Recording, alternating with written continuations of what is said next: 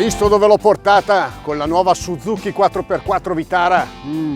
E se finiamo nei guai? E se chiudono la strada del passo? E se ci assaltano i predoni? E se terminiamo i viveri? E se esonda il fiume della Val di Tede? Lei non ha nulla da temere. Grazie alla trazione integrale della nuova Suzuki Vitara 4x4 lei potrà superare qualsiasi difficoltà, imboccare qualsiasi strada in tutta sicurezza, superando con agilità ogni potenziale minaccia. La fa facile lei, sono cattivi da queste parti. Una volta io e la Marisa siamo andati in Camporella e la saltaferro autoctono e usava "Uè, ve cascidre la pudeta!" Per forza, gli sarà entrato nel campo con la macchina? E certo, era uscire il problema.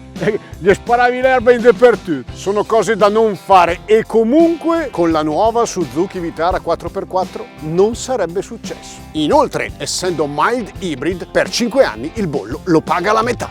La Suzuki Vitara, lei si ricorda quando si chiamava ancora Santana? Santana venne in concerto a Milano nell'84, il concerto era il concerto di Bob Dylan, però c'era anche Santana, c'era anche Pino Daniele. Vabbè, comunque fatto sta che il chitarrista di Dylan cade dentro nel bar di un mio amico.